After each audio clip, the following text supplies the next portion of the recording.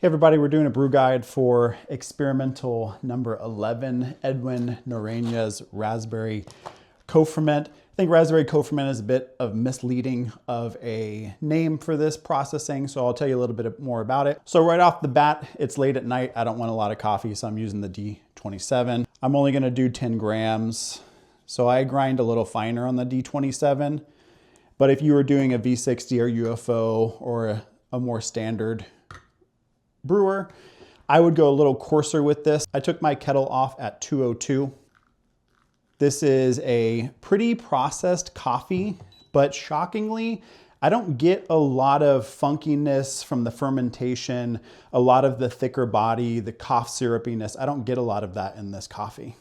So I think it's okay to go a little bit higher temperature, a little bit finer, and maybe something like 1 to 16. Kind of start around there, play around, see how it goes for you. I have 10 grams, so I'm just gonna go to 150 with this brew. A little bit more about the processing of this coffee as we make it. I think it's really more of an experimental processing. The coffee underwent 2 types of anaerobic fermentation. The first one was 24 hours long. If you didn't know, the juices and the fermentation byproducts from that is called musto or must, coffee must. And then a second fermentation happened where that musto was taken and then the cherries were added into that musto in a separate environment. Pure glucose was added, a type of brewer's yeast was added, a different assortment of dehydrated fruits, and then fresh raspberry was added. And that's why there's this fresh raspberry part of the co-ferment. That second fermentation happened for 120 hours, so 5 days. Throughout that time, the fermentation juices were recirculated through the fermentation drums 5 times, so once every day.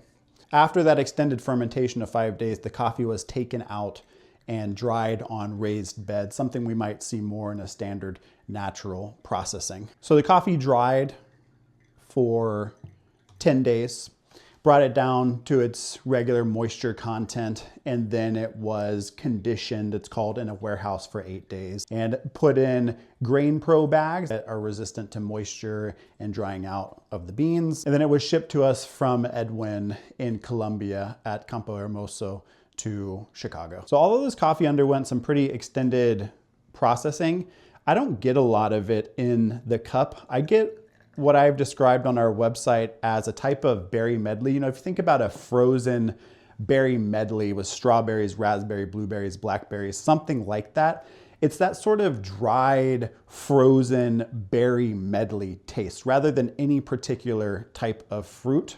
It's really lovely. I think this is probably my favorite coffee of 2025. It still has a really nice kind of tea-like body, really nice sweetness. The acidity is super pleasant. The acidity is something maybe like a grapefruit. It's really tart.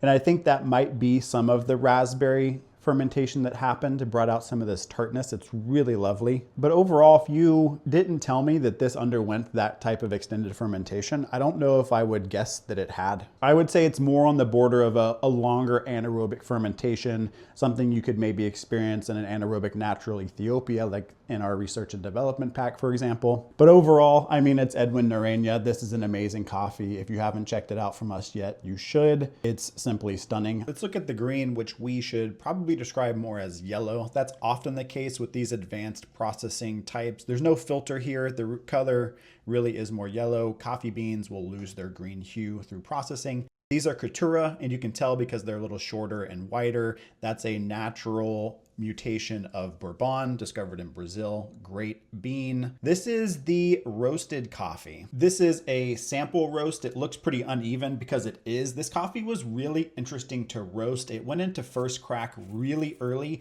That also happened in our production roast, but it looks much more even in the actual roast. I think there was just a variation in the moisture content and the sugar content. Really lovely coffee, and we hope you grab a bag from us. See you in the next brew guide coffee video.